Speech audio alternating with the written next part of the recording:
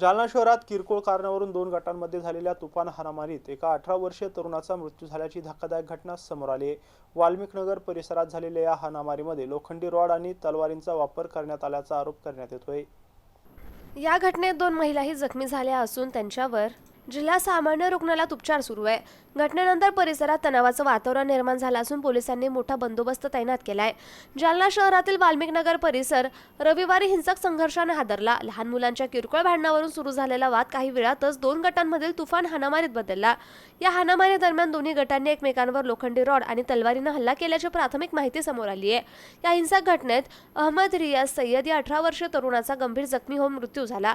या घटनेत दोन महिला देखील जखमी झाल्या असून त्यांच्यावर जालना जिल्हा सामान्य रुग्णालयात उपचार सुरू आहे। तर मृत अहमद रियाज सय्यद यांचा मृतदेह शवविच्छेदनासाठी जिल्हा सामान्य रुग्णालयात पाठवण्यात आलाय। घटनेची माहिती मिळताच स्थानिक पोलीस तातडीनं घटनास्थळी दाखल झाले। कायदा आणि सुव्यवस्था बाधित ठेवण्यासाठी वाल्मिकनगर परिसरासह जिल्हा सामान्य रुग्णालय परिसरात मोठा पोलीस बंदोबस्त तैनात करण्यात आला। या घटनेमुळे परिसरात भीती आणि तणावाचं वातावरण निर्माण झालं असून पोलीस संबंधित व्यक्तींची चौकशी करतायत।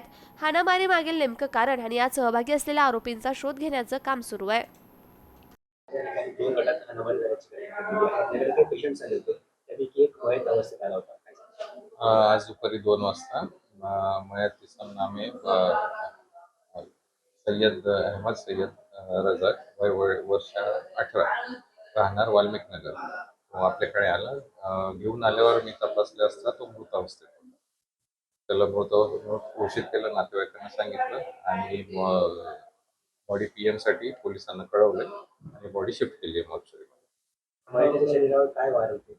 मयताच्या शरीरावर डाव्या बाजूला एक खोल वार होता, छातीपर्यंत जात होता. कशाने केले असेल? ते मे बी मोठा चाकू असेल किंवा मग तलवार असेल, ते माहित नाही. यात जखमी किती आहेत? जखमी त्याच्या आधी व्यवस्था 2 जखमी आले, 2 महिला आले. नेमकी घटना काय घडली ते समजतं? ते काही मारामारीची घटना होती एवढंच त्यांनी सांगितलं, दुसरं काही सविस्तर काही सांगितलं. बरं, जखमीची प्रकृती कशी आहे? जखमी जे आहेत ते प्रकृती चांगली आहे, सिरियस कोणी नाही. त्यातून डॉक्टर आशिष देवरे. मयताचं नाव? त्याचं नाव सय्यद अहमद सय्यद रियाज.